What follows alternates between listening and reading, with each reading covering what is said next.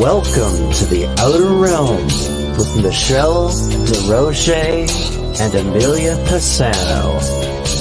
Airing live on the United Public Radio Network, 105.3 FM in New Orleans.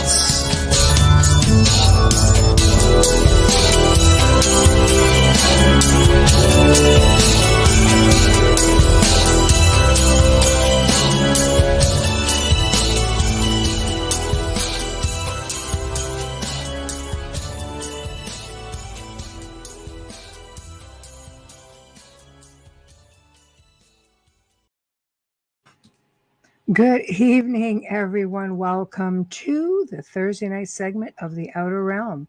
We're broadcasting live on the United Public Radio Network, 105.3 FM in New Orleans. We are fully sponsored by the amazing people over at Folgers Coffee who make all of this possible. Thank you, Folgers. We love you. We appreciate you more than you know. Also, big thank you and much appreciation to our other sponsor, being Justin Snicker, aka the Sonic Surgeon, Dr. Snick, who is an award-winning composer of Halloween horror and sci-fi dark wave electronic music, perfect for spooky month. I was trying to say spooky month, kept trying to get ahead of me. Anyway, can be found that anywhere that good music can be found. And I'm going to have to try to see if we can get a couple of clips of some little spooky stuff. It might be a lot of fun. Anyway, tonight we welcome back Jim Girouard. Hopefully I said that properly. Tongue twister. He's going to be discussing the Matrix in a way, are we living in a simulation, 5D reality, that sort of thing, ancient Sumerian texts. I think he mentioned Georgia Guidestone somewhere in there. It's going to be interesting because it always is. But in order to partake, of course, let's see where we are at tonight. So it seems to be the usual. With YouTube, we are UFO Gods and Extraterrestrials, The Outer Realm, UFO Paranormal Radio, United Public Radio. Same goes for Facebook, UFO Paranormal United Public Radio, The Outer Realm, Canada's Most Haunted News on the flip side, and Joe Montaldo, UFO Undercover. So that's where you've got to be in chat. And I see Zachman and Tamara are already in the house. Hello. Okay. I'm going to send this off because I've already got a message. Yes, I'm ready to go. All right. So, we're ready for him. Yeah, I'm just going to say, see your email. All right. There we go. Perfect. So sounds like it's going to be a lot of fun. Queue up those questions. I love this sort of thing. Joe and I are going to be doing the Gray Zone based on living in a simulation and Matrix and all this crazy stuff. And oh boy, the stuff that I found, even with what the movie was based on, I think it's going to be a lot of fun. So I don't know how much, Jim's going to delve in all of that because he really moves around a lot. He does. He's so well. Yeah, he does. I haven't seen those films in forever. I don't know if I don't even remember them. But my daughter's like, you watched them last year. I don't remember what I ate for breakfast. So give me a break. I know, but apparently there was a fourth one that came out in last December. Why did I not know this? I watched the last one. And that's why I went from the beginning because I've never been able to sit through one of those films. Oh, I think they were fantastic. They're definitely knowing what I know now, not just from research, but listening to some of the guests that we've had on who've talked about it. I realized just how ahead of their time they were, and you look at it and there's so many things in there. You're kind of like, oh, this is kind of cool. Oh, speak of the devil. Here he is. Hi. Hello. How are you? How are you, darling? Good, thanks. Good. Did you guys get any rain over there right now? Yeah, a little bit. Yeah, it's pouring here. Lots. You guys are in Canada? Yes. It's very warm. And right now it's pretty wet. But yeah, Southern Ontario has been 100 degrees, 90 at the lowest. But the mornings, we definitely know we're in August because it's freezing. Yeah. In the morning. It's like October. At 8 o'clock. But it's definitely that time of year where you've got a jacket in the morning and then you're stripping down by noon and then bundled back up by 4. It is that time of year. We don't really get a good August in Canada, not where we live, anyways. It cools down. Yeah, I prefer the cold weather. Oh, do you? absolutely. I love the fall. For me, I love the fall, but I do like the summer. I haven't stuck myself out and absorbed the sun this summer, but I've been too busy. But normally that's where you'd find me. Right. Yeah. So, how have you been? What do you want to talk about? Where do you want to start? We kind of left off with a lot of different things, and we've kind of chatted over email a bit. So I've put up some of the things that we've talked about doing. I guess we're going to have to see where, we've got the simulation 5D reality matrix, Sumerian Texts, Anunnaki in there, I think, and the Georgia Guidestones, I think, was touched on, but that's going to be a whole other thing now from the last time that we touched on that, because they no longer exist.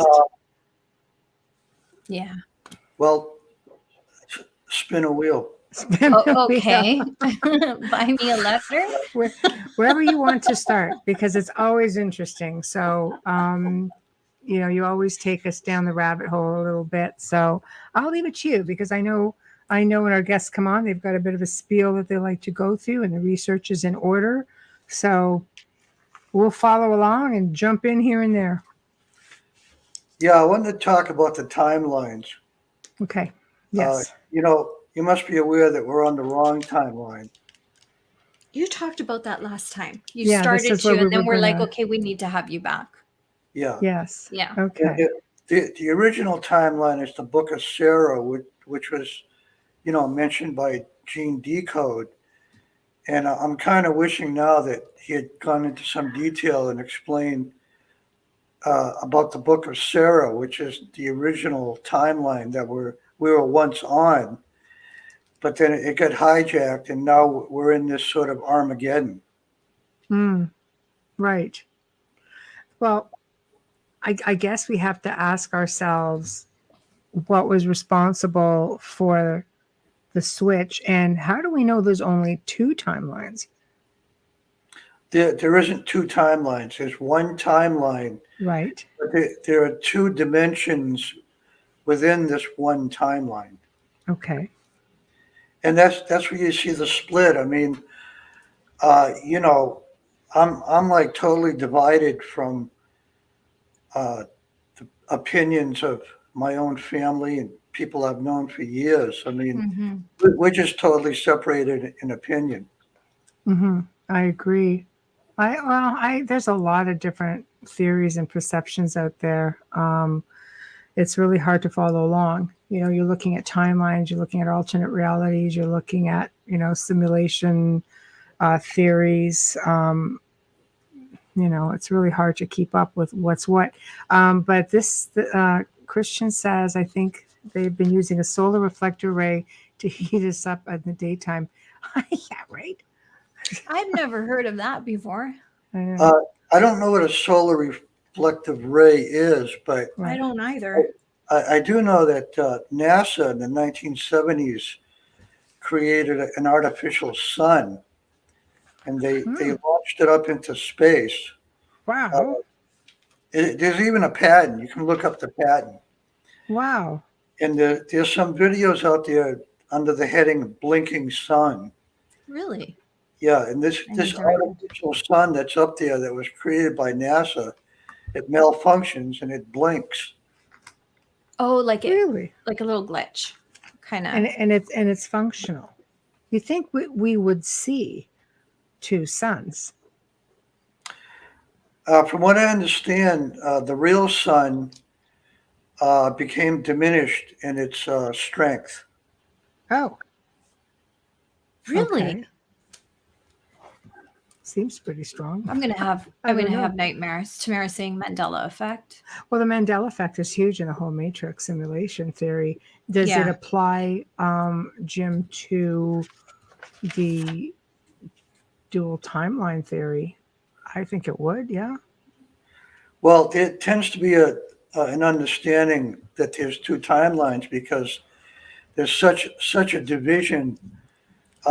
Between opinions, like I was just mentioning, but actually, It's more like dimensions. And one of those dimensions is the one we're familiar with. And this other dimension is now appearing. It was always there. But because of this tear in the veil, which is what they refer to as revelation, we're now seeing that other dimension. So the tear in the veil. It's funny you say that because a lot of people have been saying that they feel as though we don't even have a veil anymore, and that everything, which makes you wonder with the paranormal, is it paranormal or are we just, crisscrossing over and seeing things dimensionally or interdimensionally? Well, let's just say that Dorothy has pulled a curtain, and now you're seeing the Wizard of Oz. Dang. Okay, I just want to know, where are the ruby slippers? I'm kidding. I'm kidding. I actually own a pair. Yeah, there's no place like home. Yeah. Right. I have a pair. I have the witch underneath one shoe and Dorothy underneath the other, painted underneath the soles. Yeah, actually, the Wizard of Oz was a mind control, because the word Oz stands for ounce, and ounce is a measurement, and measurement has to do with the money system. I've heard that. Was it you who told us? I don't know. I wonder. I think a few people have mentioned that. Yeah, I mean, all these Hollywood movies are just laced with subconscious and symbolic messages, so that they can launch their idea of what reality is. Wow, it's scary. So when do you think, because there's a lot of controversy with CERN, and a lot of people believe that when CERN fired up the first time, it really messed things up. Do you agree with that theory? Because that falls along with that whole looking glass theory. I watched the live broadcast where they were turning it on. Right. And I was really kind of stunned by the fact that they spent $1 trillion and they generated 1 trillion volts. And they were saying that they didn't know what the end result is. Great. They know exactly what the end result is. Yeah. Well, they're not talking. Who would spend that much money and generate that much voltage because they don't know what's at the end of the experiment? Right. Who would do that? So what do you think their end game is that they're not saying? It has no substance, because what's doing really is artificial and synthetic. It goes against nature, and nature does not support all of this sort of mass technological attempts to bring demonic entity, international realms, and all this stuff. They're all just crazy. Right. Well, there's a lot of that going on right now with things. I think people are just experimenting with things that maybe they're playing God, I guess is what I'm trying to say. They're just doing things that they shouldn't be trifling with. That's one of them, in my opinion. They're playing God because they think they are God. Right. So let's go back a little bit then. Let's go back to the ancient Sumerian texts and the Anunnaki. Basically, you're saying when you go back to the ancient Sumerian texts, which go back, 450,000 years ago, and they're talking about, kings. They have a whole list of kings. They have these tablets. Like these do exist. But I guess you're debating the theory of the fact that we may have been put and created here, or shall we say hybridized maybe, to be a slave race to the Anunnaki kings. You're disagreeing. No, I think you're right. Oh, okay, good. Okay. Yeah, the human had all 12 strands, active. And then somebody stepped in and knocked off 10 of them, bringing us down to stupid. We're operating on two. You're not wrong. Yeah, we're operating on two, which is like just enough to go to a job and believe that, you should spend the rest of your life working some job and paying taxes. And then you wind up dying, not knowing why you were here in the first place. Mm-hmm. That was the plan, reduce them down to slave mentality. They're just, intelligent enough to do what we tell them, but not enough to figure out who's doing it and why they do it. So, go ahead, Maria. I can't hear you. You're muted. Charades. I'm muted because the alarm. I didn't want it to go off. I thought we were going to play some charades there. I wasn't sure when John opened the front door if the alarm was on or not, so I muted just in case, so I didn't freak everybody out. I've noticed. I watch social media, different types of social media video clips for fun, and I won't mention who it is because I mention them too often. But I've noticed that our education system is failing our kids. Totally. Is that part of it? Oh, yeah, totally. I mean, what did you learn in school? I learned a lot in school, but I'm looking at these kids being asked these questions like how many numbers on a clock, and one kid said 9. I don't know, because they have digital. They don't have clocks. We learned Roman numerals in school. They don't even know what Roman numerals are. That's true. A lot of them couldn't name the current sitting president. Like, this is happening in New York, so I don't know what's happening in Canada because I haven't seen the video clips. This is the only thing I can compare it to. And I'm in shock. They asked one young man, what language do they speak in Idaho? He said, I don't know, Idahoan? And I'm like, yeah. It's scary. I'm not laughing. It scares me. It is frightening when you think scares about me. This is the future. When one young lady was asked, who is the current president? She said Barack Obama. Maybe she's not wrong. He's just in the background. That's a huge possibility. Maybe she knows something we don't. You got a good point there. And it's frightening to watch. I watch these videos and I post them. I share them on my reels on Facebook, and it's not because it's funny. It scares the crap out of me that they don't know the simplest of things. These are important things. Knowing who your sitting president is, your sitting prime minister, the world leaders of other countries are important. They couldn't tell him what countries bordered United States. One said Canada, and I'm like, yes. And then she said Florida, and I'm like, yeah, they're in a coma. It's terrible because as a parent, I'd be, my daughter's 25 now, so it's different. But, when I'm looking at these teenagers, it scares the crap out of me because I'm wondering, what are they teaching in school? What is going on? You think they would give us back some of our DNA strands? It's been a long time. Especially for that. I think we're paying for it. So no cursive. Like, we could take out a generation driving stick and writing cursive. We could just blow out an entire generation. The level of ignorance has just kind of gone over the line. Yeah.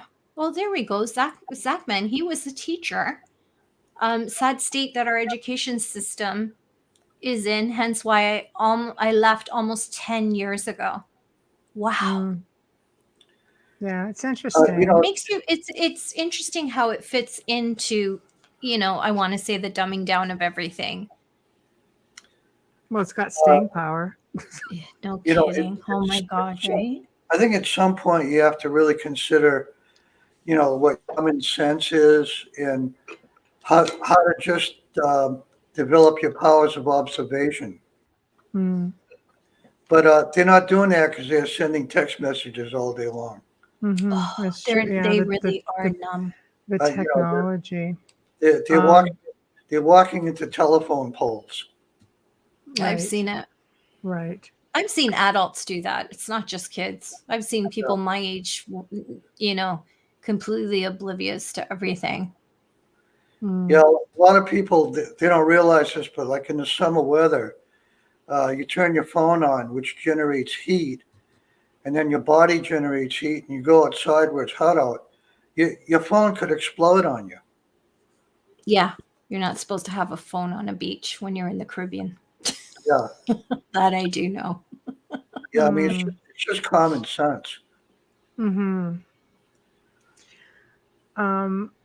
So, question going back to the DNA strands and things of that nature, do you think, I mean, we're supposed to evolve as a race. Obviously, when you think about it, 450,000 years ago, we would have been sitting pretty much with, I would say,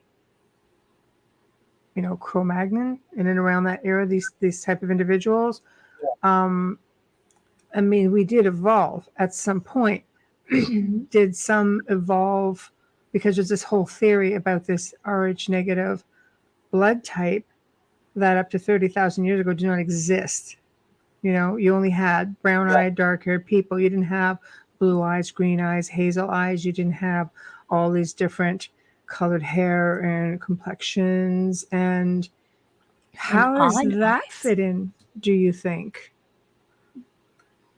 That's a good question, because at some point there was Cro-Magnon, Neanderthal, which were like what they call primates, I think. Mm-hmm. But one of the things that people don't realize about the Neanderthal is that they were very intelligent and very strong, and they were very advanced. They had culture, they had communication. We just think of them as being a bunch of dumb apes. No. Yeah. But at some point, they were injected with this 12-strand DNA, which is what they call the original Adam Cadman, which is the name of the original human. Mm-hmm. And with all 12 strands activated, your immune system is perfect. Right. You don't get any diseases. You can drink poison; it has no effect. There's been thousands of children recently that have been born with all 12 strands, and they're telepathic. They can walk through walls. I was going to ask about that. Yeah. There's a child in China who has the ability to turn off all the computers in the world with his mind. Okay, so I imagine who created this child? Yeah, they're all under lock and key, I'm thinking. Well, I wanted to get into this a little bit about that. Okay. You take it wherever you want it to go. We'll follow along. Yeah, in the late 1930s, the Nazis, which had sort of a limited technology in terms of blood, had enough technology to realize that if they did a blood test on the man and the woman, and if they were a perfect match genetically, then they got married. Okay? Right. So the children that they had were bigger, stronger, more intelligent, and faster. Okay. And a lot of them had blonde hair and blue eyes as well. So where did that come from? The idea here is that certain people, couples that match up genetically have stronger children because their genetics match up. So like, the love and romance thing probably wasn't there that much. Mm-hmm.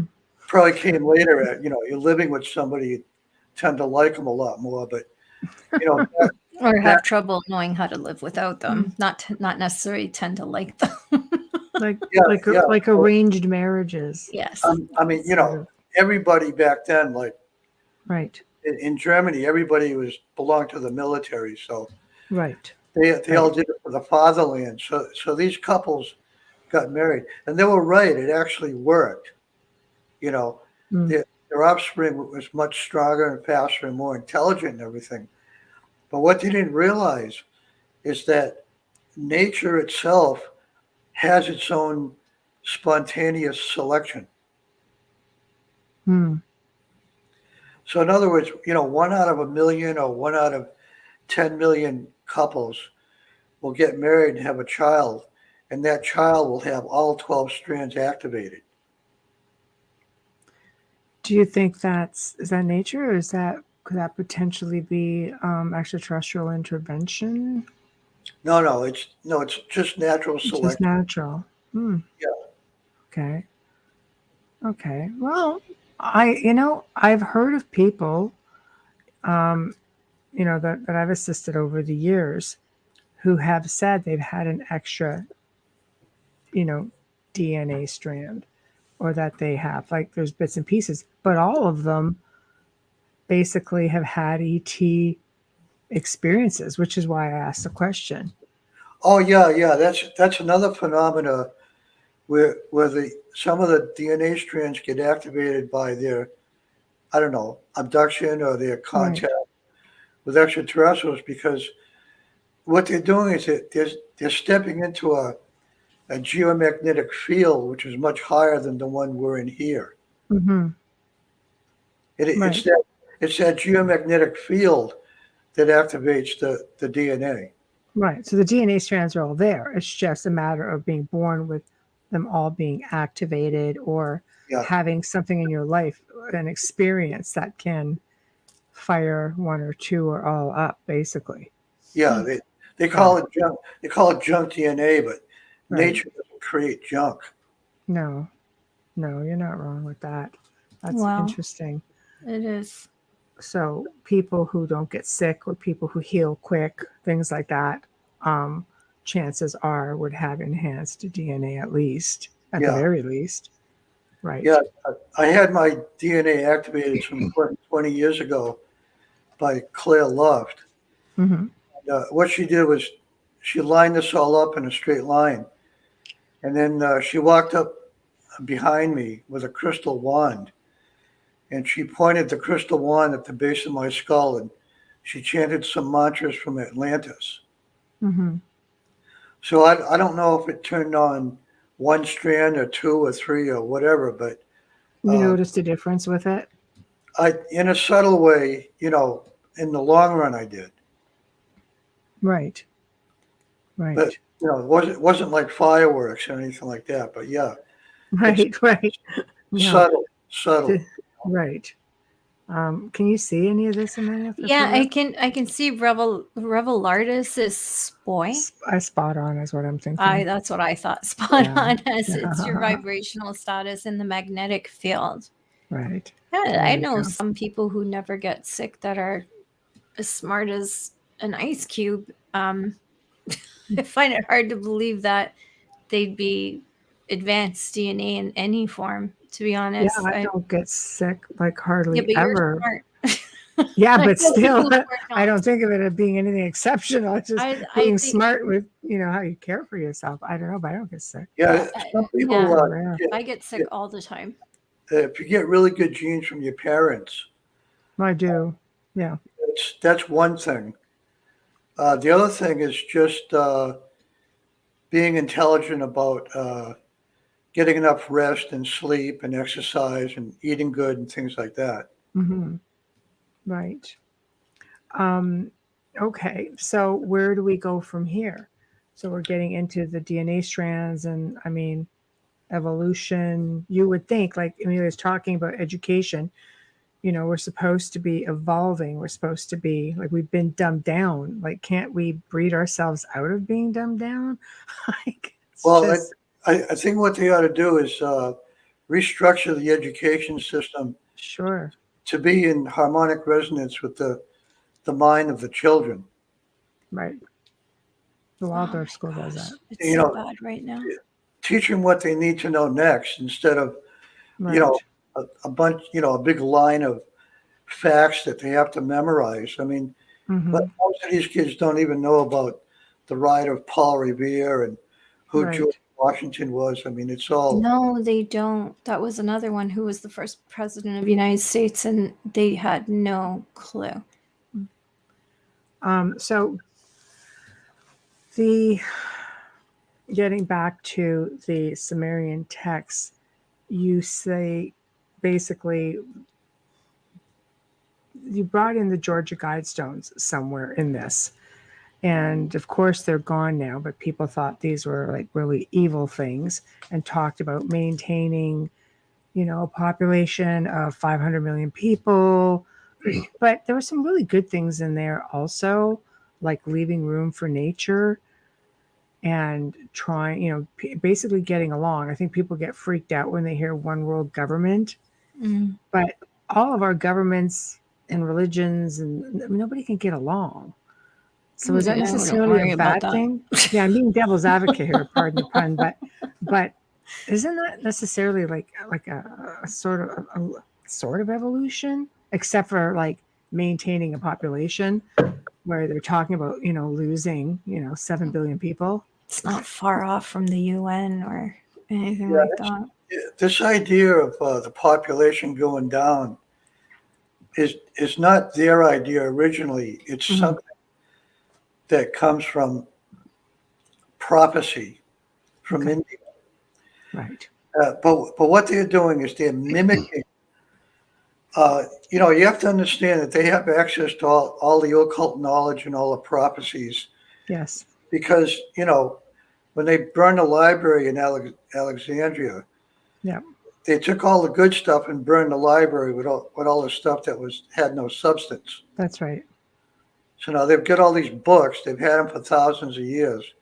They have all the occult knowledge about magic and sorcery and prophecy and alchemy, everything else you could imagine. So, somebody takes this big piece of stone and they put a message on it. I mean, to me, it's no different than a stop sign. Right. You know what I mean? It's just a piece of rock with something written on it. Right. Right. So why do you think so many people put so much emphasis on it? To scare the shit out of you. Okay. kind of like Y2K.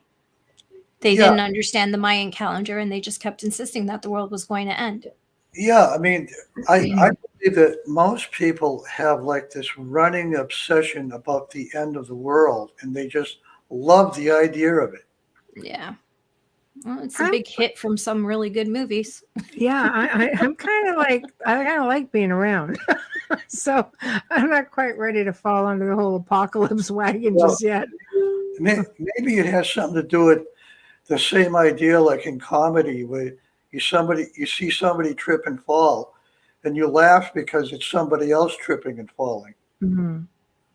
Right. So maybe they're obsessed about the end of the world because it's kind of like a final conclusion to everything, That's a good point. You'd be just so obsessed with it. I could see that completely. Yeah. If the world doesn't end, then we're in this sort of endless loop of all of this madness and all this insanity, just going on and on and on and on. And for what? Endless rabbit holes. Yeah.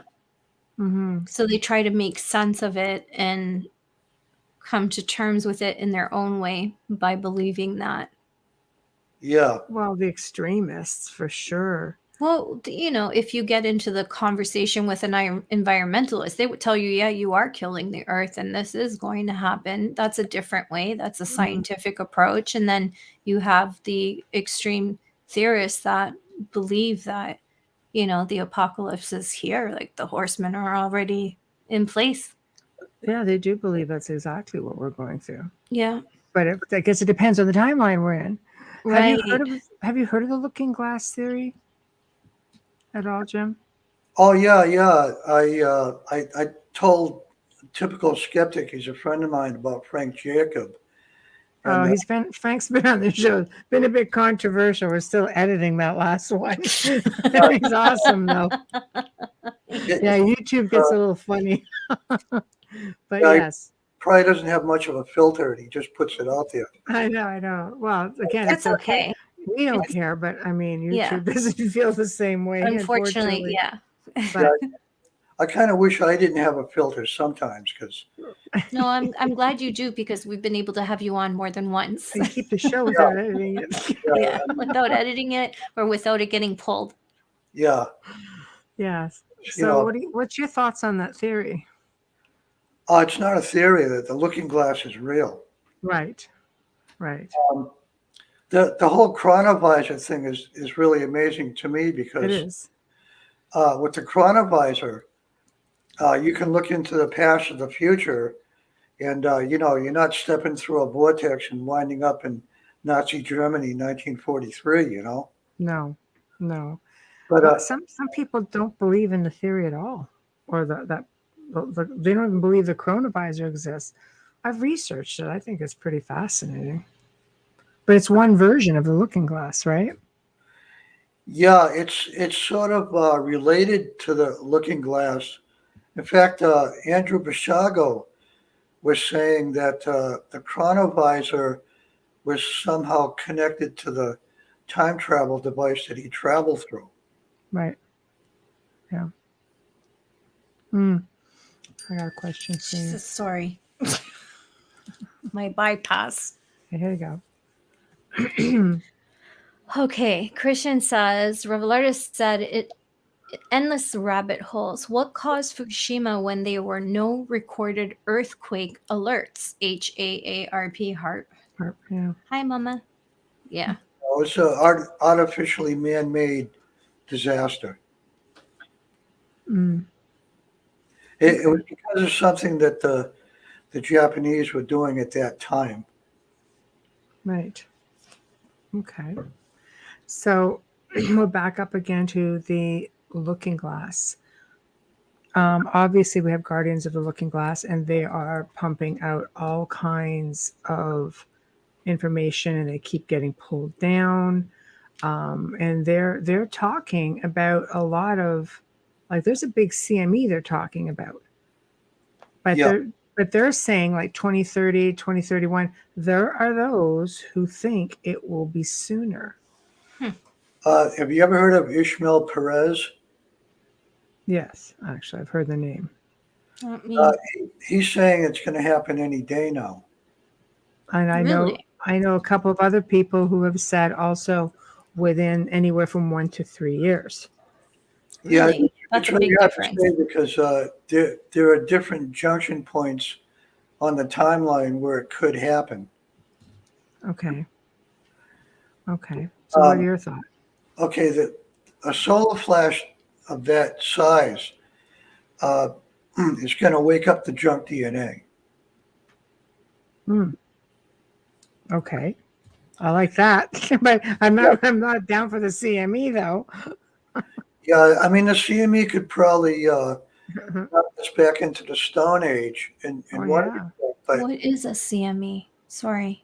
Coronal mass ejection from the sun. Okay, thank you. Yeah. But the other thing that Ishmael Perez was saying, which is kind of interesting, is you get the solar flash, and then the junk DNA wakes up to 12 strands.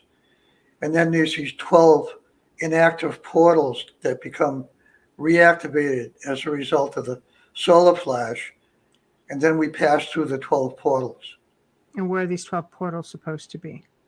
See, that's the other thing. I wish these people that say these things would go into details, because when I talk about it, I always get, the question like, what more do you know about it? But they just say these things and there's no details. I mean, if this can throw us back into the Stone Age, I mean, if this thing could potentially throw us, this whole planet, on its side, I don't think too many people. You're looking at earthquakes. You're looking at volcanoes. Almost the same thing that took out the bloody dinosaurs. How does anybody survive that? And does that kill the core of this planet to the point where you can't survive it? Look at Mars. Well, Frank Jacobs said something really interesting at his interview with Typical Skeptic, and what he said was there's a prime directive where the extraterrestrials aren't allowed to interfere with the evolution of a species, but the time travelers from the future, which are actually humans who came back here to this timeline, they can interfere because they're not extraterrestrial. Well, they're time travelers. There's also believed that you have the 144,000 souls that have returned to this time, being light workers, energy beings who have reincarnated back in this time to also assist humanity. What are your thoughts on that? Do you know anything about that? I've always understood the number 144000 to be more like a frequency. Oh, okay. That's interesting. Yeah. Okay. So explain more about that then. I wanted to tell you some insights I had about the opening of the seals, the seven seals. Okay. Okay, in the book of Revelation, it's been commonly understood that the opening of the seven seals meant a timeline of events. And I know all about this because I study with the Seventh-day Adventists, and their specialty is the book of Revelation. But the real meaning of the opening of the seven seals is the opening of the seven chakras of the body, which is the reactivation of the junk DNA. Okay. Makes sense. Which, in a sense, would bring us back to the book of Sarah. Okay. So and we know who Sarah is, right? Yeah. In the book of Sarah, it's just like this timeline, except there's no Armageddon. So that should have been the proper timeline then. It was the original timeline, but there is no proper timeline or right timeline because timelines are determined by collective choice. So every time you change your mind, basically, you can alter that timeline. Yeah, I want to tell you a story about that because it's kind of related. Okay. Around 2012, I did a reading, and it said in the reading that 20 people would be shot and killed by Uzis, which I interpreted as maybe a drug deal that went bad. But then on the bottom, it said, if you chant some mantras to Lord Shiva, it will be avoided. So I knew this couple that lived in Japan at the time, and I was talking to them on Skype on a regular basis. And a couple of days after, well, let me back up a second. Sure. This married couple from Japan, he was a Hare Krishna and his wife was a Shivite. So Hinduism, yeah. Well, disciple of Lord Shiva. Okay, so I decided not to ask them to chant these mantras to Lord Shiva. I just didn't feel compelled to do that. So a couple of days later, I did another reading, and this reading said that the timeline had been changed and it had been avoided, but nobody chanted any mantras to Lord Shiva. So about 5 minutes later, I got a call from them on Skype, and the first thing they said to me was, we just got done chanting mantras to Lord Shiva. That's interesting. Okay, so if you know about these events ahead of time, the timeline can be completely changed. Right, which is essentially what the looking glass is. But there are people purposely trying to alter the timeline to benefit themselves, I guess, the 1% powers that be. Yeah. Right. The looking glass shows you 144 increments of 7 days at a time. So it's 4 times 7. Right. And I mean, they must have set up a camera and filmed it. And I'd love to see the film because so far I haven't heard anybody say anything about the film made. You know, I mean, they must have filmed it. I would think so. I think that's just a lot of information that you wouldn't find. I mean, there are a couple of photos out there from the chronovisor that are floating around. I'd like to see that. Oh, really? I'll send them to you. Yeah. Yeah, I'll send them to you. there, because I've researched it. I researched it for another show that I do called The Gray Zone, and that was something that we researched extensively.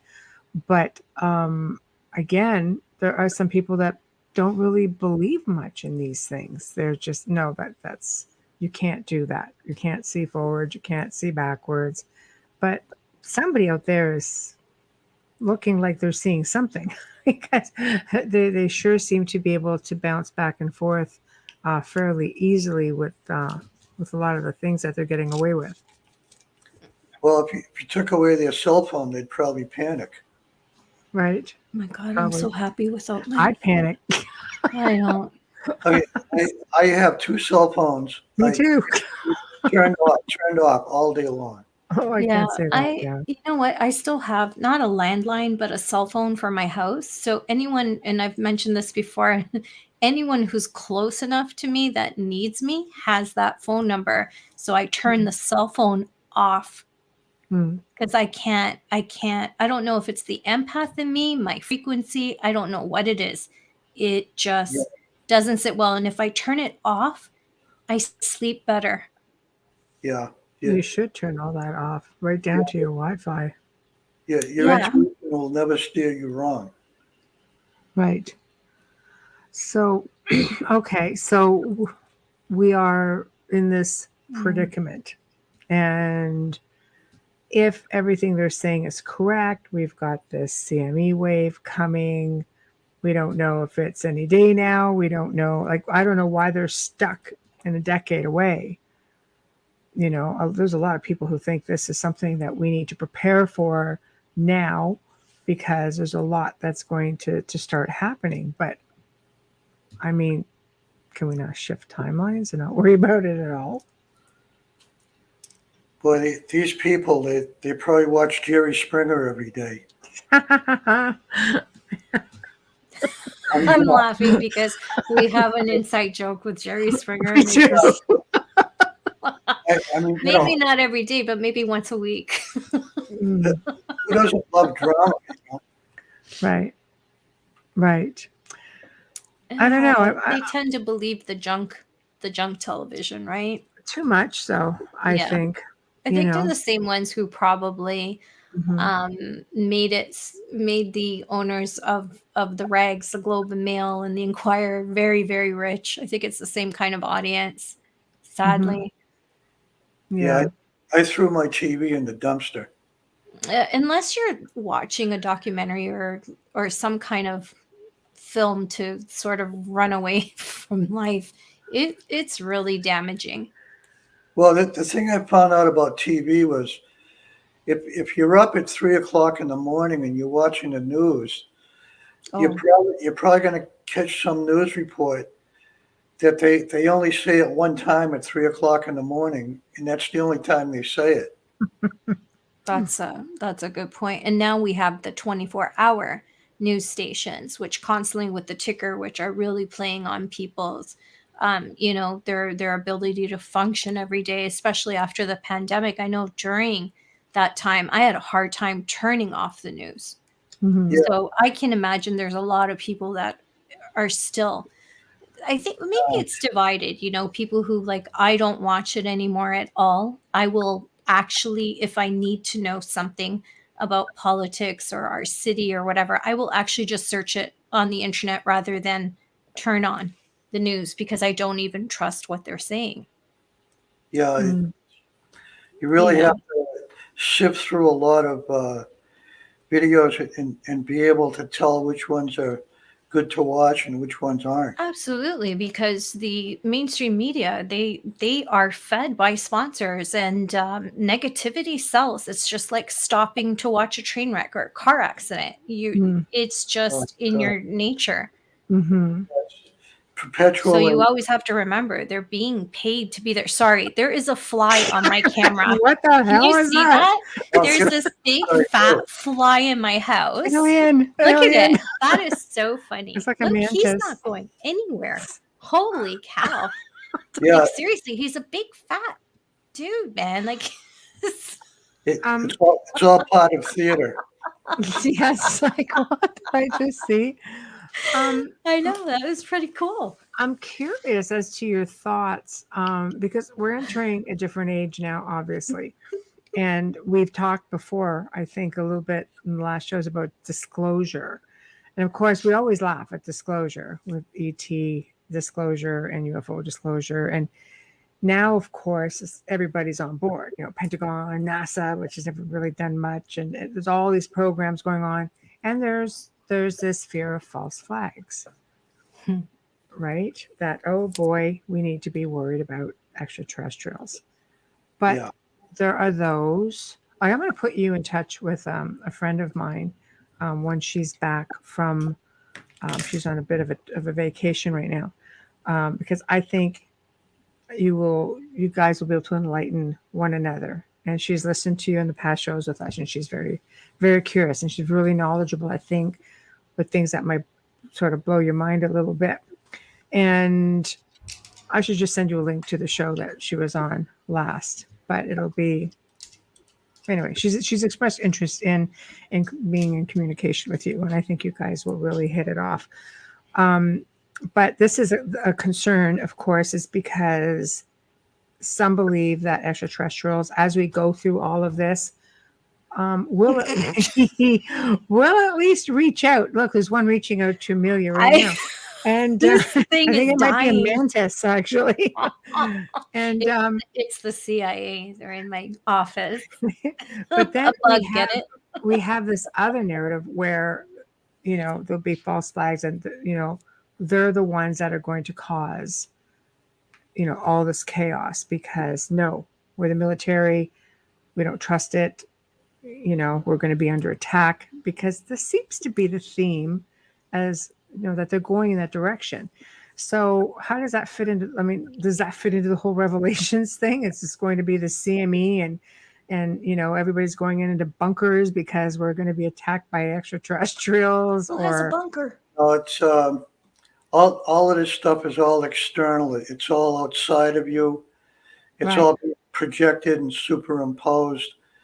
It kind of reminds me of a lyric in a George Harrison song where he's saying, you can't learn the truth from liars. Yeah. Didn't they go through that whole fear and needing bunkers like years ago before Vietnam? Wasn't that a thing in the States? They're going through that now. They're doing yes, it. But it's repetitive. But we did this thing already, right? Right. Yeah, I don't have a bunker. I don't understand this idea of being safe. Do you really want to live in that world after, though? Yeah, you get run over by a truck just crossing the street. So, where's the safe place to be? Yeah. Well, with that sort of a natural disaster coming up, I don't think there is a safe place. That's what I'm saying. All these people that they're heading for the hills or getting into these underground bunkers, you'd have to be so far down that even then you're dealing with earthquakes. You have a planet going in complete upheaval. I'm sorry, you're getting earthquakes, you're getting volcanoes, things are going to heat up. And being underground is not necessarily where you want to be. Well, I think of death as a once in a lifetime opportunity. Oh, some people tell you they've done it a few times. I wouldn't miss it for the world. Yeah. Nobody gets out of here alive. This is all very true. No, it's true. What's the point, really? Well, I don't think you have to. I don't fear death, but I'm a little concerned as to, how the demise will actually occur. I think that's more of a concern. Well, we're genetically programmed to die, probably before the age of 100. Right. And then unless you live in Sardinia. Unless you're drinking pure water and clean, organic food and things like that. But those places on the earth are very rare. Yeah. Sardinia is that way. It's one of the top for, and that's on the west coast of Italy, an island off the west coast of Italy where the centenarians are living 104, 105. There's one woman there, 112. She's still teaching. Yeah. Yeah. And probably in good health as well. Absolutely. And you see them like still exercising. It's, I think, lifestyle water, like you said. And then sometimes if you want to get into like kind of conspiracy things, you wonder if these people are meant and chosen to live longer for a reason. Well, according to their karma, yes. Yeah, because living longer can be a blessing or it can be a curse, right? Depending on who's still there with you. Yeah. Yeah, exactly. I wouldn't want to be the only one left. That would be my worst nightmare, would be to bury my loved ones. Yeah. Yeah. So let's go back to the revelations, so to speak. You've made mention, obviously there'll be political upheaval.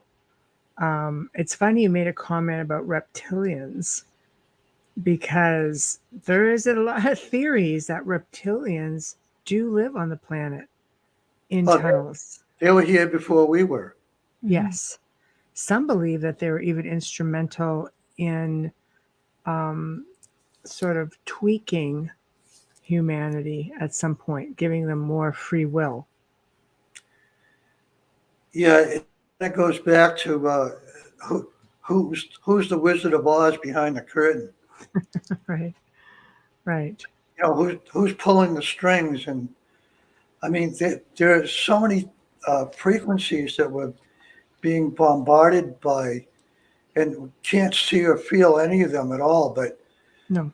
There was this one guy that he had a video where he took aluminum foil and he pasted it all over the walls of his house inside the room, Mm-hmm. And he went into the other room where he didn't do that, and the gas meter was going off like crazy in the red. And then he walked into the room with the aluminum foil and it went down to 0. Oh, wow. So What?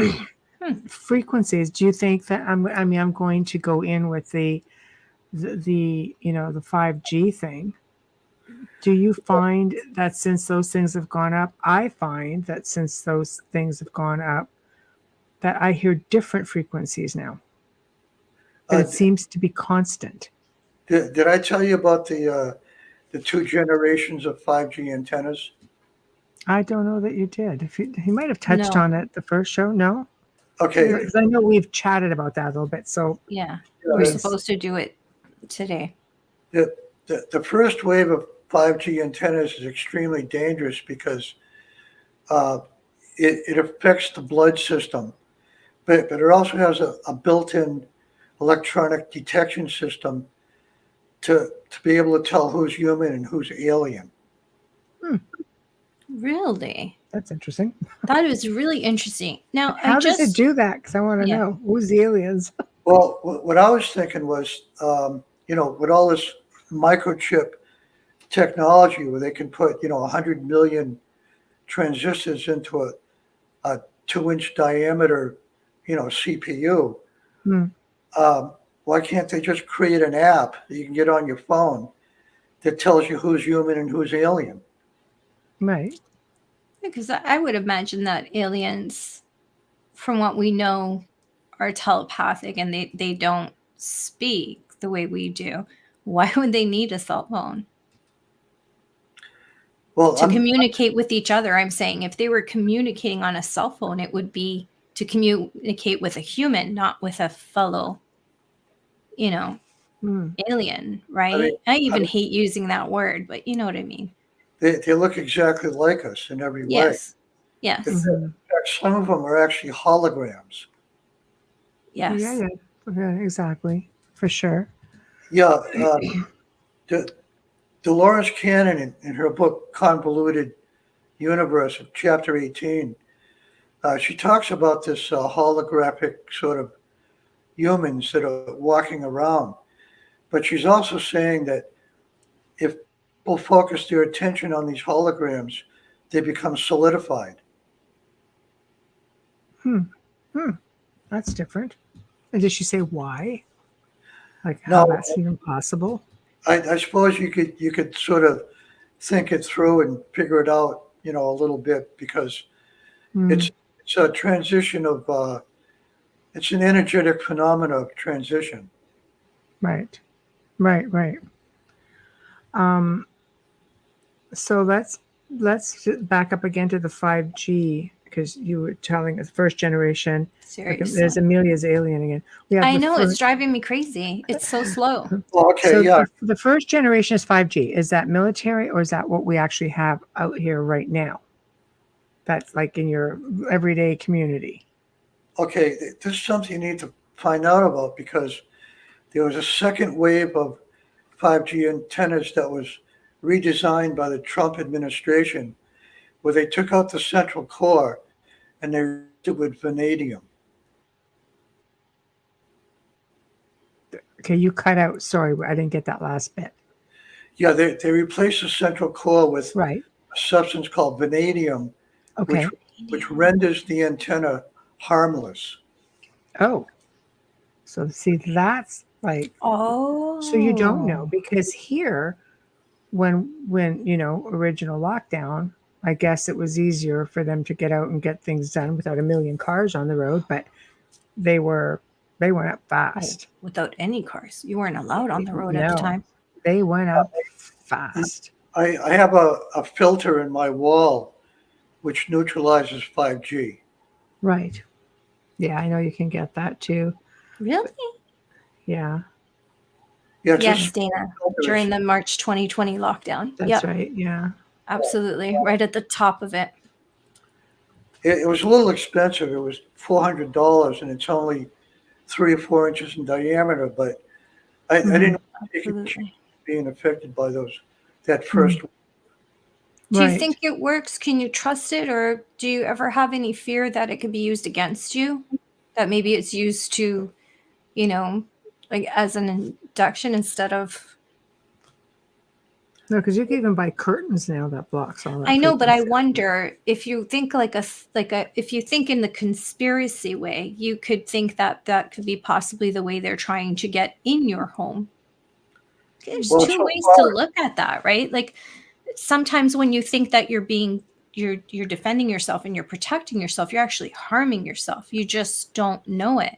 I mean, why are we so attached to these phones if we think, my God, this 5G is so bad? But yet everybody's buying new phones. And that's how everybody communicates. Mine's turned off, actually. Right? Like, so's mine. And I'm just like, how do we know? Like, there's so many other ways to get to us without these towers. They really don't need this.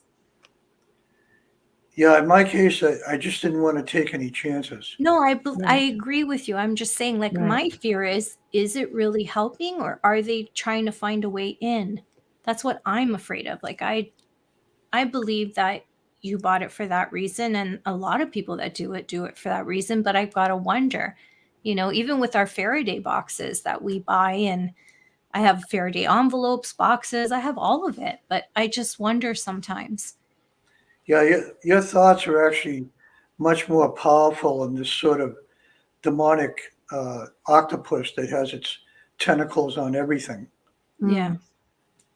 Mm-hmm. Just crazy. Your thoughts are much more powerful than you could ever imagine. Oh. Yeah. Mine tend to run away. Yeah.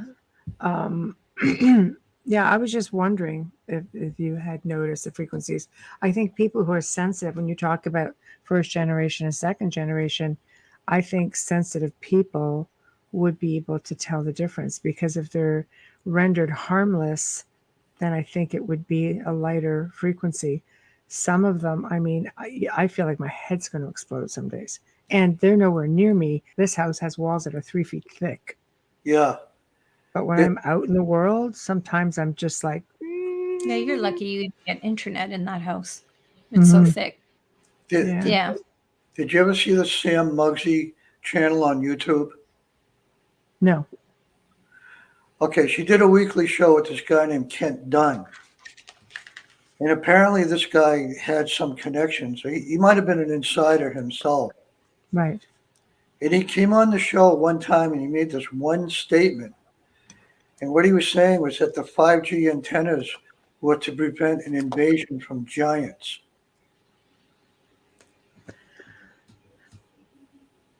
I can't even. I don't know. I don't know how I feel about that. I mean, mind you, there are photos out there. You may have seen them where they're believed to be Anunnaki kings. There's one female and two males. I believe they were found in some cave, I don't know if it was Spain or Malta or something crazy like that. And somebody got in there and photographed them. They are remarkable. They seem to be in some sort of status, like they're asleep. They have been for thousands of years.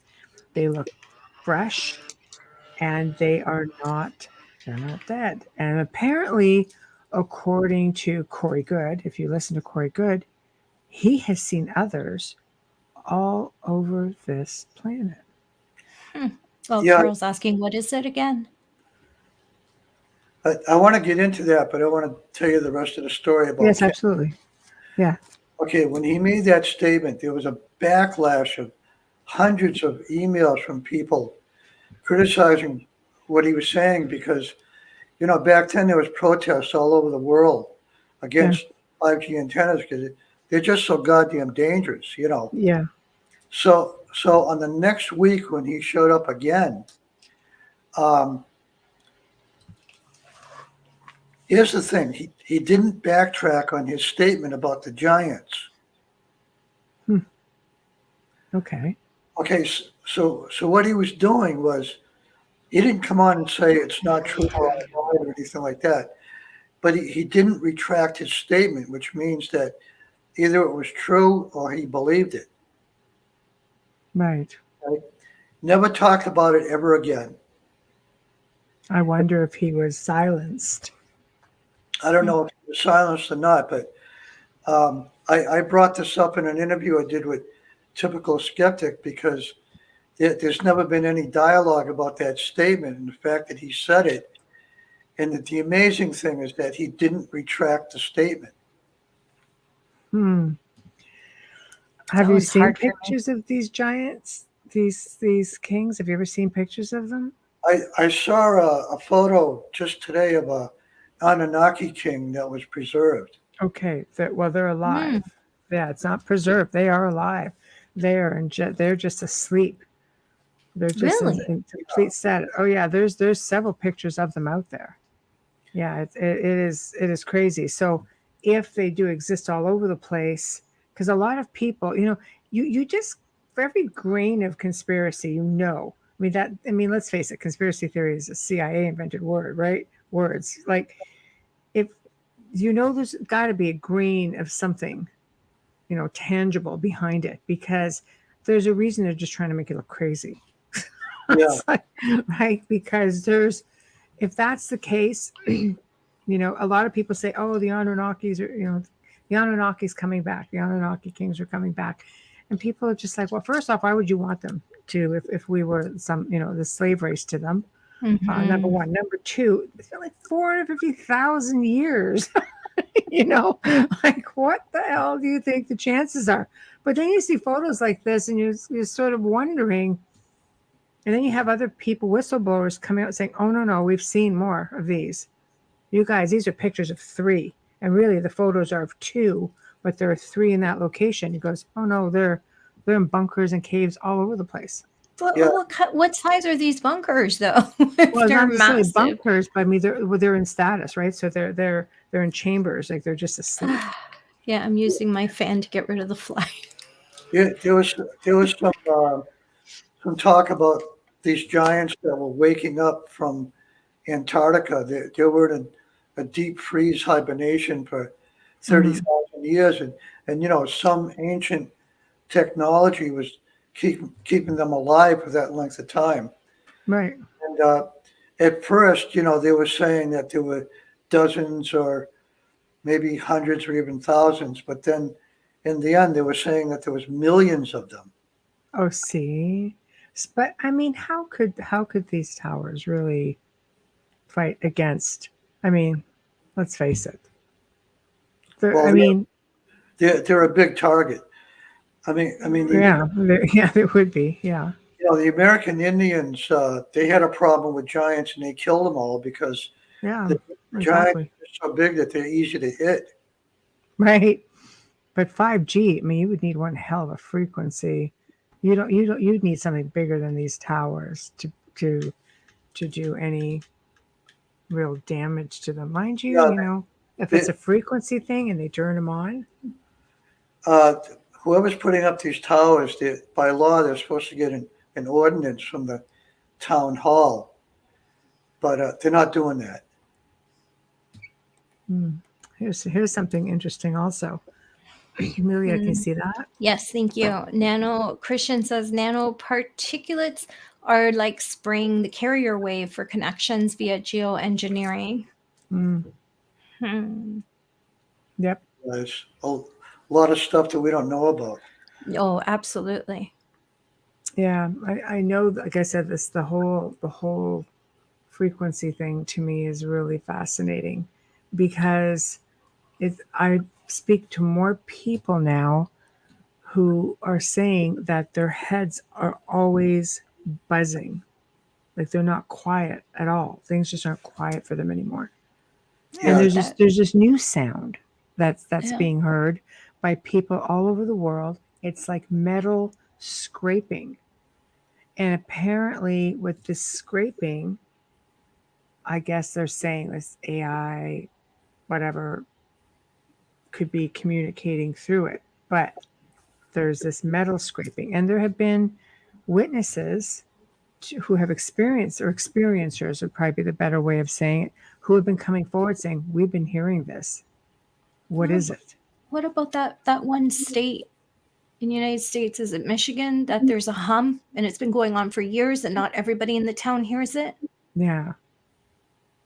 But yeah, I wonder if that's thing. But I wonder if metal. But I wonder if that's we're just hearing it as a hum, but maybe they've always had that kind of. I don't know. This scraping metal sounds like, like it's just like nails on a chalkboard to me. I don't think you'd miss anything like that. But where does that come from now? Like things are changing out there, and we're really sensitive to certain, vibrations and frequencies, and you tend to wonder, is that how, the whole control thing will take place? Well, when Nikola Tesla died, the FBI went in and confiscated his notes. You mean when he was murdered? Well, or if he's still alive, I don't really know. But anyway, the FBI took his notes and they sent the notes to the Russians after that. And then the public announcement was that there was no substance to his notes. Right. Well, his nephew had to fight to get them back. And when it all came back, it was missing a box with some of the most important experiments that he'd done.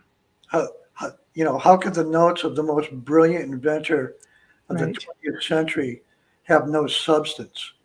Right. It had 100% substance, and they took photos of everything. Right. Is what really happened. Exactly. So, this Tesla technology is what's playing out right now with all these antennas and frequencies and, people hearing buzzing in their head and all this other stuff. And then there's nanobots that get into your bloodstream. I mean, they're in your blood and they're in your brain. They figured a way in. So, yeah, I mean, nanotechnology, people, it scares the crap out of people. It scares the crap out of me. I don't like foreign bodies in my blood. It's just, this seems to be, I don't know, we just seem to be in an age, and again, I have to be so careful what you say because, you'll knock the show off. But, they have definitely found a way, and people are being affected. And when you've got this frequency thing going on, is that part of what's like, are they all working together is probably the best way I can do it without sticking it to us. Well, the tinfoil inside the hat isn't such a bad idea. I know, that's what I was going to say. But, I want to tell you about this protocol I did from a PDF file by decode shows you how to get the nanobots out of your bloodstream. Right. And I did the whole thing, and part of it was to buy a blacklight flashlight, which I was able to get it off of Amazon for about $10. It's real small.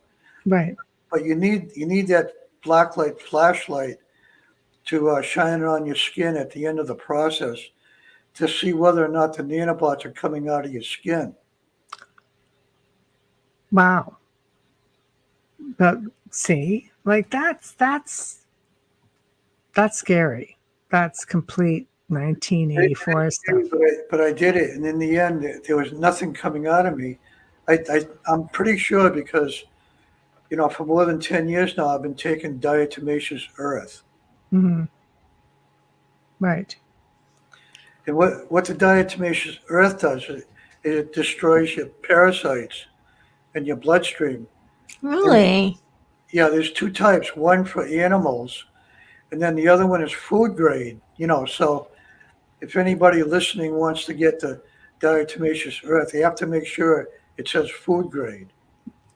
We can't even talk about that on YouTube. Be careful about that. So, yeah.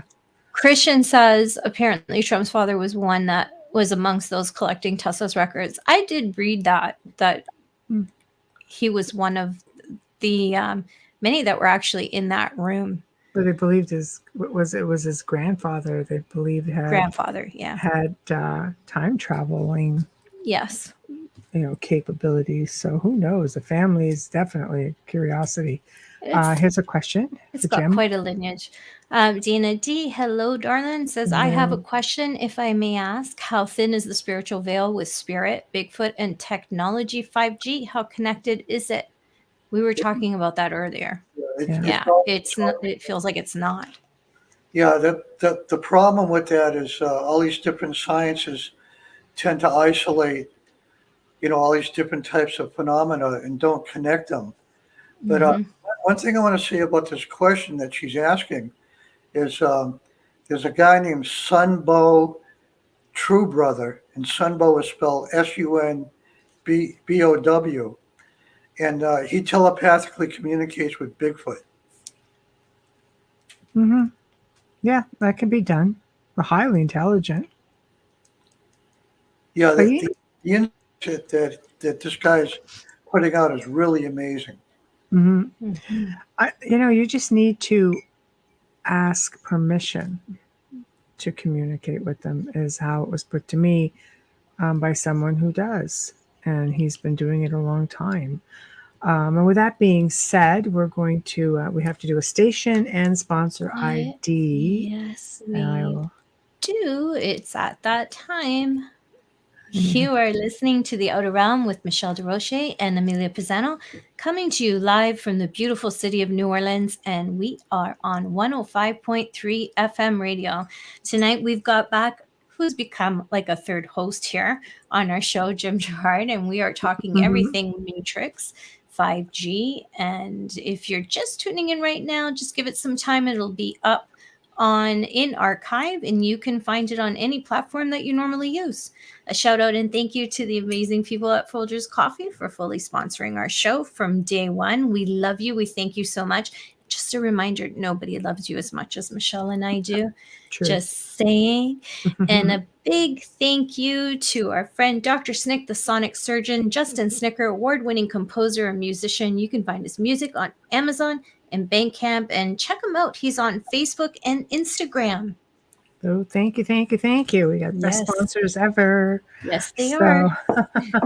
Okay, so we can get back to where you want to pick up from here. So the research on Bigfoot, I definitely think it's possible. I think they're a really evolved being.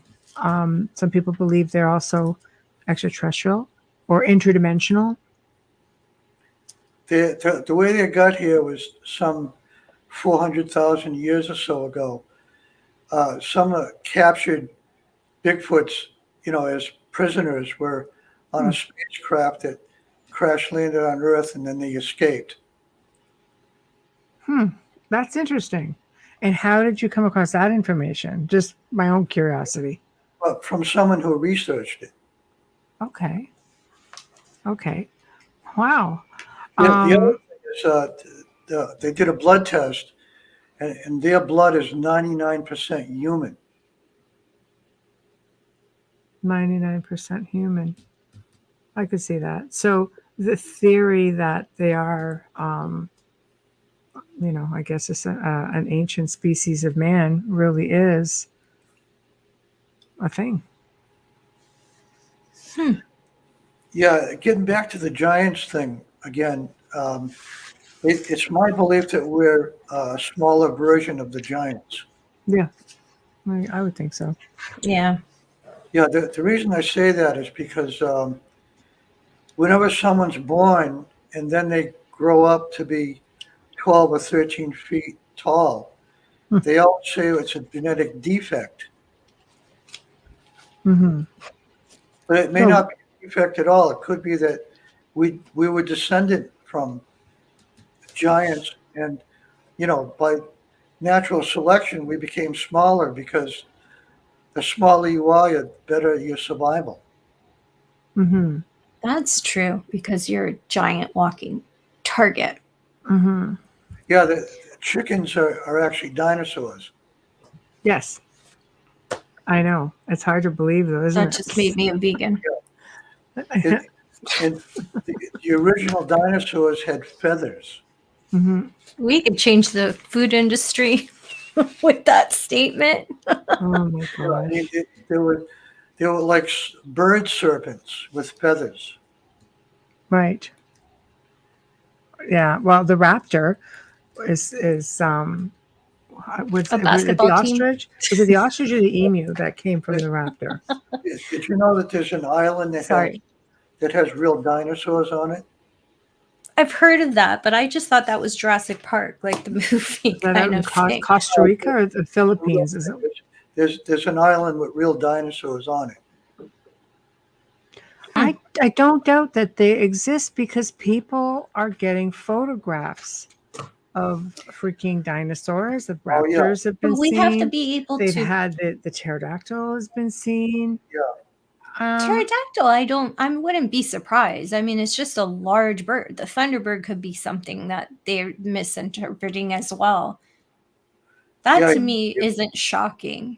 You don't hear about this island with the dinosaurs probably because whoever went there to check it out didn't come back because some velociraptor had them for lunch. No kidding. And you have to think the world is so vast. We don't really know what occupies it. It would be ignorant to say that. It's just wrong in so many ways. Like, we don't know. We don't know what's in our oceans. I mean, I saw a video of a man who had in his hands, and it was a real crazy looking thing. Like, it had like 8 heads, little tiny heads, and kind of looked like an octopus, but there was like 8 heads on the top, and he was just touching it to show you that this is real. I just pulled this out of the damn ocean. I don't know what this is. Yeah. We don't know. There's a lot of species that were created, maybe 1 million years ago that just basically went into hiding because we haven't even explored the oceans yet. And there's millions of acres of, wilderness out there where they can hide. Mm-hmm. Oh, absolutely. Look at the cave systems in some of the forests. Another thing is this theory about time travel I thought was pretty interesting about Loch Ness. Mm-hmm. What they were saying was that it was possible that the plesiosaur swam into a vortex, which was like a time travel sort of opening. Yes. And wound up in the Scottish Lake.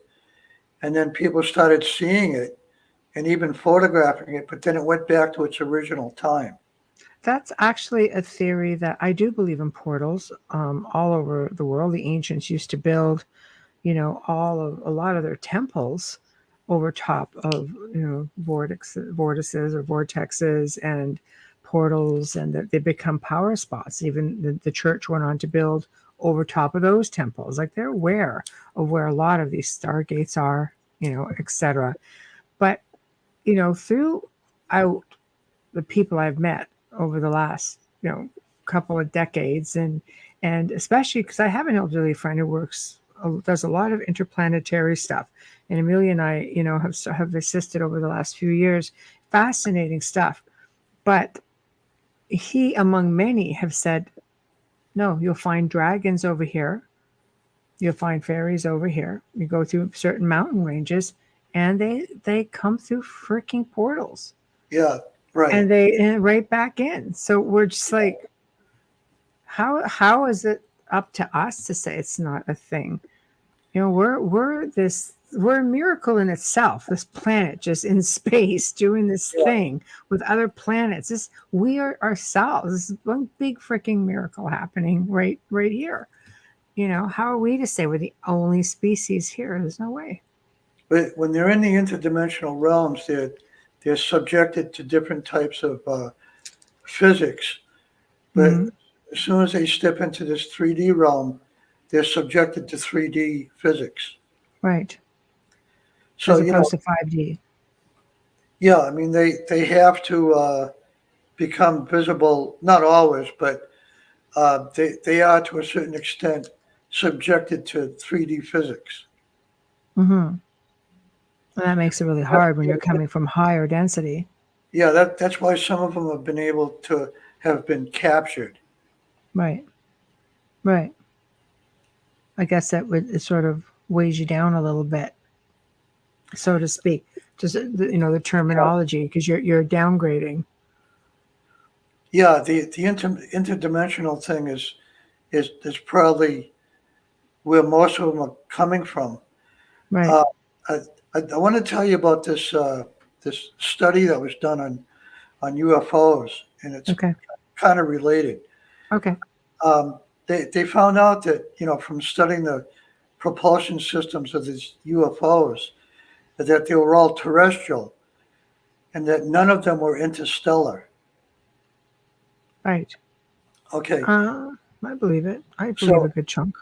If they're not interstellar, that means they didn't travel here from other planets. Hmm. And the other thing is that if they can only fly within Earth's atmosphere, that must mean they were manufactured on Earth. It's a good theory.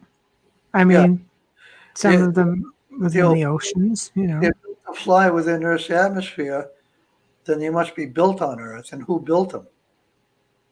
What if they're coming through portals? Because that's a big belief as well. They could be coming through portals. Yeah, coming through portals. And we know that, military and governments have reverse engineered. Some people believe the Greys are, versions of us, but from the future.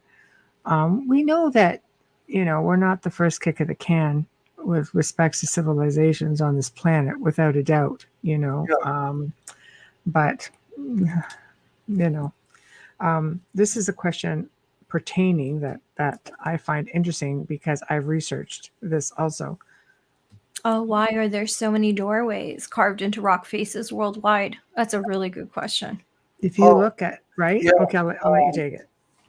Jerry Willis, I think is the guy's name, who one of these carvers, but he had to go to a Peruvian shaman to get a 3-tone mantra. That he had to vibrate these 3 tones to activate the opening of the door. And then he went into this other interdimensional realm. And he was approached by a being there. And the being kind of explained to him that they sort of put us here as an experiment and that they were observing that. I've heard that. But then he had to figure out how to come back through the doorway and come back to, his wife was waiting for him on the other side. And there was some time displacement as well. She said it was only 15 minutes, but he said that he was in there for several hours. Wow. So a bit of a time slip also. It's you know what? It's fascinating to me. I do think that the ancients were on to something. I mean, they emulated these, star visitors wherever they may have come from. dimensions. They coexisted with them. They learned from them. And a lot of, like, when you're talking doorways, if you look at a lot of ancient structures and mountains with temples built onto the mountain or in, you do see just a random doorway by itself. Just like, what is that about? Mm-hmm. There's a lot of them even in Italy. Just on cliff sides and that you'll find doorways from old cathedrals, and they'll have just this stone wall that they used in protection during wars in ancient times, and then all of a sudden there's just this opening off a side of a cliff. Yeah, I think tin can rocket ships are outdated. Oh, yeah. Just a little bit. I think definitely interdimensional. There are so many stories out there of people who fall into time slips. They walk out their front door, walk around to the backyard, and they're completely someplace else. Yeah. Yeah. And then they walk back around, and it's like, what just happened? Hours and hours later, I'm going to kill this thing. So question on, this is a big one, because this could fall into timelines or matrix or artificial intelligence. Do you think the way we're going that this is going to be our downfall?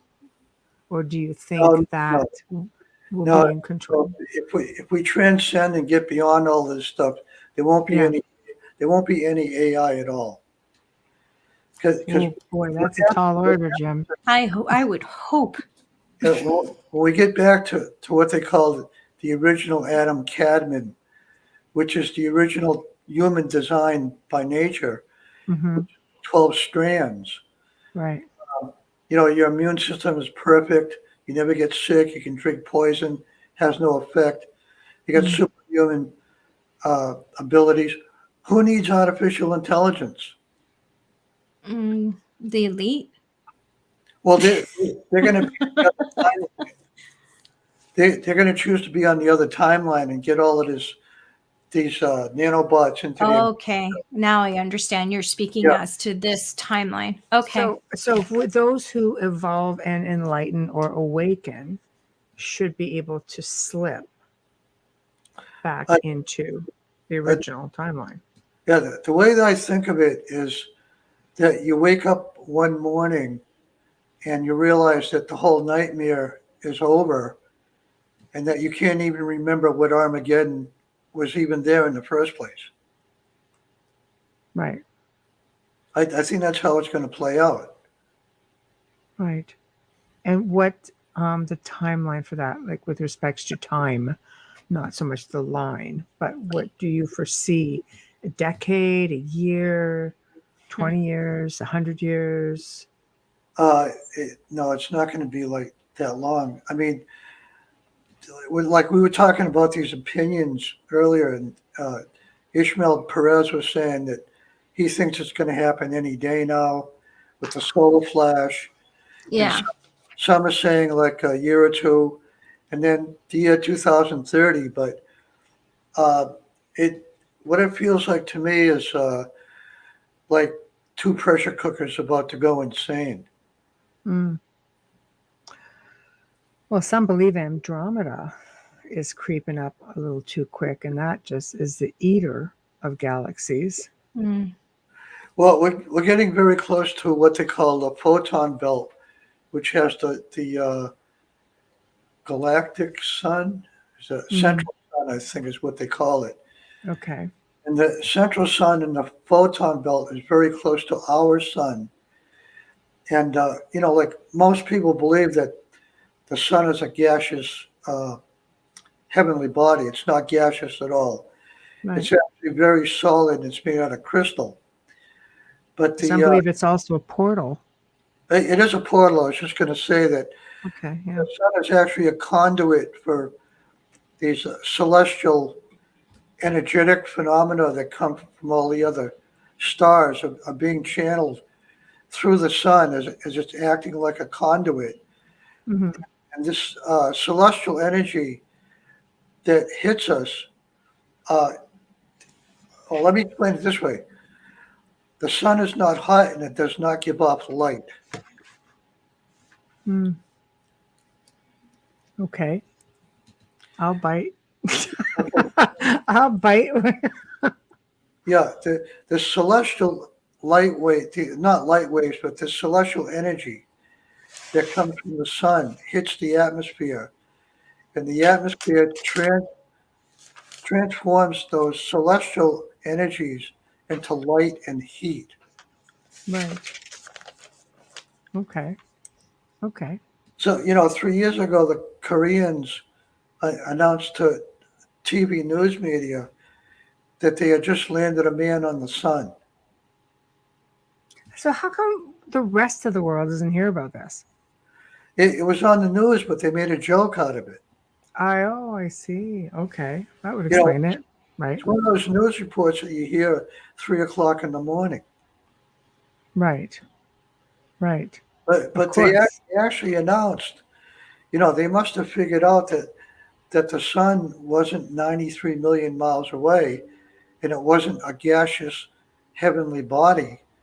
And if it's only like 2 or 3 thousand miles up in the firmament. So why is Bill Gates trying to block out the sun? Dim the light, so to Well, speak. because they're trying to stop the DNA activation. They're trying to stop it, of course. Yeah. Shocker right there. Yeah, Here's they're trying to keep us stupid. well, pineal gland calcified, all of that. That's a big one right there. Fluoride. You have to fix all of that. Here's a good comment that again another theory for you. Yeah, Wayne Mallows. Hello, Wayne. Says, I've also heard that ET built all of this so that another species that evolved many millions of years ago to no longer need a physical body. It's a testing ground to see if they can exist in this physical. Yeah, I believe that's right. Yeah. Yeah. Because there's so many, oh my gosh, let me restart that. This damn fly. there is. We've heard it's often said that they can't survive in our climate because of all the pollution and so forth. Just the atmosphere in general. Yeah. I mean, hypothetically, and the light. If the grays are us in the future, for example, they're frail little things now too. Maybe it is a matter. Makes sense though. Well, that's just an example. Go ahead. No, I'm saying it makes sense that they'd be frail. Yeah.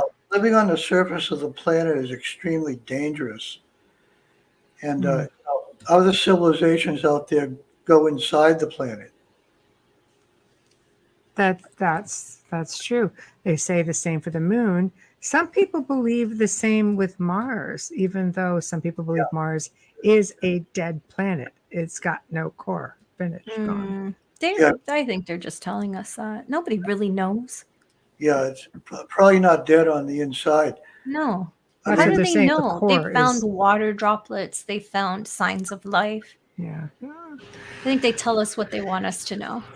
Yeah, the frequencies that exist in the inner Earth, like you can't just walk down a tunnel like Mammoth Caves. No. And wind up in the inner Earth with their civilizations. You just can't do that. Right. Amelia, your friend is a very so big done distraction. With this. If he wasn't so big and slow. Jeff Goldblum, buzz off. Right. So, big and slow. Okay, here's another question for you. What do you think of the BEKs? Of the Becks? Becks, BK. Black-eyed kids. Do you want to know what I think of them? Yeah. Aliens. They're sort of a biological artificial intelligence. Interesting. Very interesting. Yes. Yeah, they're completely programmed. Starting to sound like quite a bit of society these days. I think. Why do you think it's so hard for people? Like, do you anticipate it being very difficult for people to wake up from this dream state or this nightmare state, whatever you want to call it? it's almost as though people want to evolve and they want something better. But in the same respect, they're so conditioned to a certain way that they will fight for it, to not change it.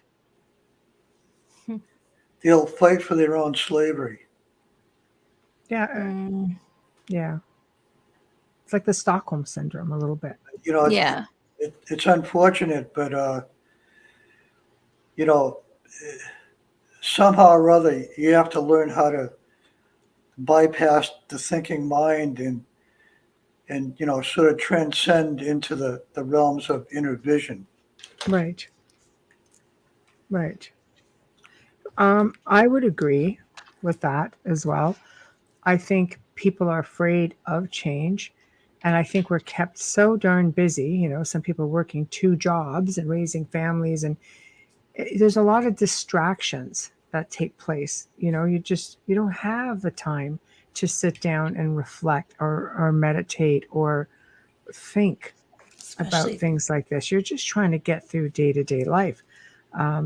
Here's another good comment. We're living in the largest sandwich generation ever, where that means that people are caring for their parents and their children at the same time, and it's quite stressful. Especially the baby boomers are really living that one.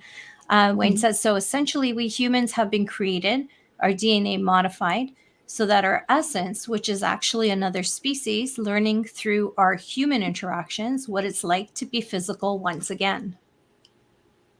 In a nutshell, sounds good. Yeah. Absolutely. The DNA has definitely been modified, but we were not created. The spirit soul is eternal. Mm-hmm. Yes. No, absolutely. So, ET hybrids. Thoughts? They probably live next door. There we go. You'd never be able to tell. Can't tell. Right. That's why they built the 5G antennas. To figure out who the hybrids are. Yeah. Well, so what about RH negative blood? They can't even explain where it comes from. Could those be hybrids? Well, that's a good question. Every now and then I get one. RH negative is related to some extraterrestrial race. So that essentially makes you a hybrid. Well, we're all hybrids. Mm. Humans have 22 different types of DNA from 22 different races of extraterrestrials. Right. I think the number might even be 24. Sounds like this 24 sounds right. Yeah. Right. And we're fighting for 12. Well, I want my 12. I think that's a different spectrum of right. genes and DNA and strands. Yes. Right. So essentially, we're all hybrids, and some are just a little bit more hybridized than others. And then you have those who can give you the illusion of seeing what it is they want you to see.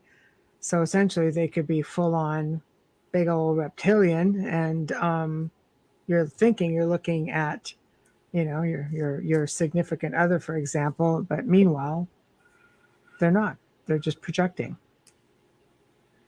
Yeah, I mean, somehow or other, we're fooled a lot. I think like for me, it all goes back to the reactivating the junk DNA because once you become fully human again, then you're sort of accessing these universal energetic currents that like you sort of read about this like in the Bible stories where Jesus did miracles and stuff, but actually what it was with him was he just basically put his false ego aside and allowed those energetic currents to do what they do best. Mm-hmm. Might fully function. Yeah, and the reason we're not doing miracles is because we get this false ego and phantom personality. And I mean, it's suppression. Yeah, you have a first name and a last name and a social security number and a birth certificate. And Yeah. It's all false. It's all numbers and contracts. Yeah. Well, you're looking at America and the UK, for example, which are actually corporations. They're actually corporations. Yeah. Not so much countries. They are corporations. Yeah. A lot of people don't know that. So, right? That's why you get your birth certificate, then you get your employee number so you can be paid, then you get your death certificate, then you end up with a plot where you're buried or put or whatever. And then you pay the government to That's give right. you that plot. Yeah. Mortgage, which is that lifelong contract that they just never seem to let you pay off. So and taxes. It's a great system. If you live in a house long enough, you've actually paid for it 3 or 4 times. Yeah. Yeah. I made out a will not too long ago, and I left instructions for my family to do a cremation and then take the ashes and buy some Ganges water off of Amazon and place the ashes into the water. Why not? Well, in India, the Hare Krishna devotees, as a tradition, they cremate the body and they pour the ashes into the Ganges River. Yes. Which is against the law here in Canada. I didn't want to burden my family with this idea of having to travel all the way to India with some ashes and go to the Ganges. Unless you leave them the airline tickets. Yeah. I mean, they sell Ganges water on Amazon. So it's bring the water to you, basically. Yeah. Right. I think it's brilliant. Mm-hmm. So, put the ashes in a gallon of water that they bought off of Amazon would save them a trip to India. Maybe they like the trip to India. They might want to go. I don't think so. We want to go to India. Yeah, they have to smuggle you in. You'd have I was just going to say, you'd have a hell of a time getting those ashes across if your luggage was randomly checked by TSA. Yeah, I think I have a red flag on mine. Mine gets checked at every trip. Yeah. Well, we are already at the end of the show. Gosh, I can't believe how fast it goes. It's just sort of a nice quiet jam session tonight. I love it. Yeah, you're so much fun, Jim. Tell everybody how to find you, what you've got coming up. Promote. Well, they can get in touch with me if you put a link on my Facebook page. And, I do get responses from people after seeing the show and stuff. But I just want to say that I'm only going to respond to people that approach me with the idea of either becoming enlightened or learning divination. Perfect. I don't want them sending me a check in the mail and then telling me all their problems. It just kind of makes me feel like they want me to be a psychologist or something. Yeah. I think you want to help people evolve is what it sounds like. You want to help them to reach the awakening state. Yeah, Ed Casey died from it. Right. I like that. Yeah. I like that. Well, I want to thank you for joining us. It's always so much fun to have you on. It's always just a boatload of information, and it's always nice and laid back, which is really, really, we don't, well, I would say we're pretty good at being very round table like, but sometimes you really have to be, quippy just to keep up. But it's great because you explain things in a way where it's just really easy to follow along and participate. Well, I appreciate everything you've done. Oh my gosh. Thank you. I love when you're on. It's just so much fun and you have so much information. I just adore you. There we go. Me too. We'll have to do it again. Well, I guess I'm sort of like a walking dictionary of insanity. I don't think it's insanity. For me, it's sane. There we go. And lastly, here's a comment. Yes, Christian just loves you. He said, he is a man after my own heart. Pure brilliance. Thank you, Rebel Artists. And Zachman also says, great show tonight. Thank you, Jim, for joining us again this evening. Have a good night, everybody, and have a great weekend. Thank you. You too, Zach. You too, Zachman. So thank you for joining us. I'm going to close off, and I will be in touch with you via email. Thank you. Have a good weekend. Thank you, Jim. Thank you.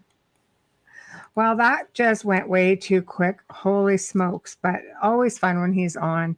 And he's got so much to talk about. We could just do this every few months and, keep going. But anyway, huge thank you to Jim Girouard. Always a pleasure. Big thank you to Folgers Coffee. Big thank you to Dr. Snick, Justin Snicker.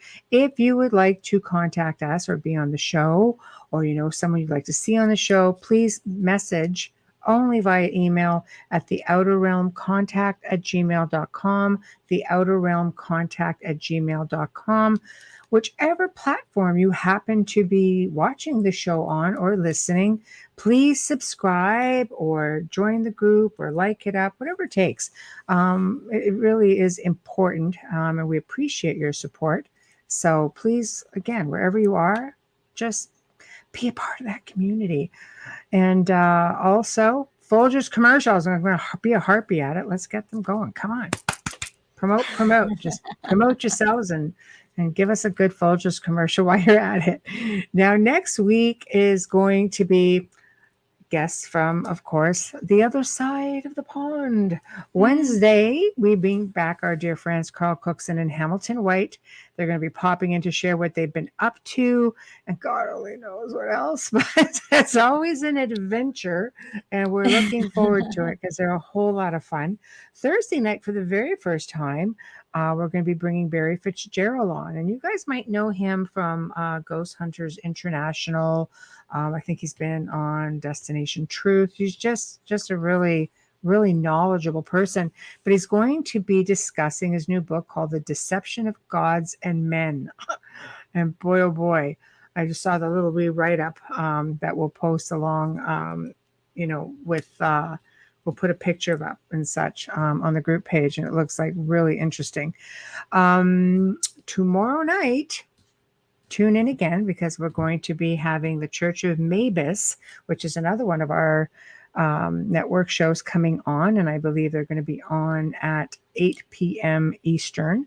And then, of course, we've got the Centralists, which is always knee deep in everything. And a lot of fun, controversial, got everything balled up in one place. So you definitely have to get in the chat room, especially if you want to get into some political stuff that is just very even keel. So check that out at 10 p.m. Eastern. Saturday, I believe, guys. Yes.